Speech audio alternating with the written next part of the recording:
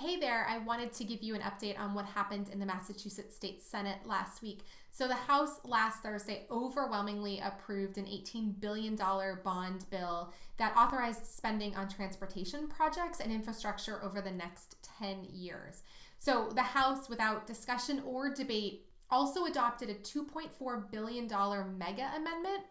This was also followed by a second $1.36 billion amendment, and both amendments came out of lengthy private talks. So a $175 million item in the House bill authorized spending on planning, design, permitting, and engineering in connection with Springfield to Worcester rail service and also Boston to Cape Cod service.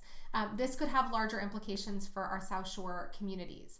Why is this important? So the bond bills, by their very nature, are authorizations to borrow money, but the projects listed in the legislation are hardly guaranteed.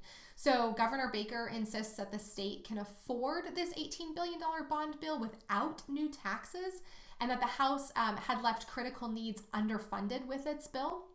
House leaders, however, argue that their spending is affordable only due to their passage of new revenues. So Senate Ways and Means Chairman Michael Rodriguez said that the upper chamber is going to take up its version of transportation funding legislation within the next couple of months, and they're aiming for a release before the Senate begins its annual budget deliberations in May. So something to watch out for. Now let's talk about what has changed. So another bill in the House, this one passed on Wednesday night, will generate more than $500 million for transportation infrastructure by increasing taxes on gasoline, corporations, ride-hailing services like Uber or Lyft, and vehicle purchases by rental car companies. So the bill is projected to bring in over $500 million to approximately over $600 million per year. The state's 24 cents per gallon gasoline and diesel taxes would increase to by 5 cents and 9 cents respectively. Those hikes are the first of their kind since 2013. Now let's talk about what's changed. Well, the fact that they actually passed this bill. The House has been discussing transportation for a while now, so this is big movement on a very important issue for us. Why does this matter? So advocacy groups have urged legislative leaders last week to prevent this proposed increase in ride-hailing service fees from extending, as well as trips on wheelchair accessible vehicles. So the concern is that senior citizens and people with disabilities are going to be negatively impacted by the bill as written. The bill that they believe that the bill should be changed to explicitly exempt riders who need wheelchair accessible vehicles, and the amendment was adopted. So what should you keep your eye on? Well, there is a public higher education funding bill right now being discussed. There's a push for lawmakers who last fall agreed to a $1.5 billion investment in K-12 schools to follow that commitment with new money for higher education. So the focus is on a pair of bills that propose to steer additional state dollars into community colleges, state universities, and the University of Massachusetts.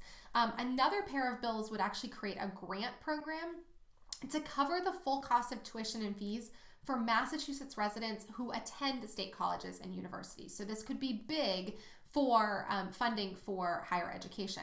Now, the Higher Education Committee has until March 20th to report on these four bills. Phenom and Fund Our Future have a total of $125 million in requests for next year's budget, including $64 million, which would go to fund state college and university operating budgets at levels that they say would be sufficient to freeze tuition and fees. So why is this important? Well, obviously, I think we know that higher education is incredibly costly, and we know that there is a need to change this system so that it is not so incredibly burdensome for people to achieve higher education. Zach Bears, who is Phenom's executive director, put out a quote. He said, "Staff and faculty, many are overworked, underpaid. We're seeing program cuts, budget cuts, and rising tuition and fees and rising student debt. All of this is wrong. All of this can be stopped. And all of it, at least most of it, comes from choices that are made in this building and the people who we're trying to reach out to."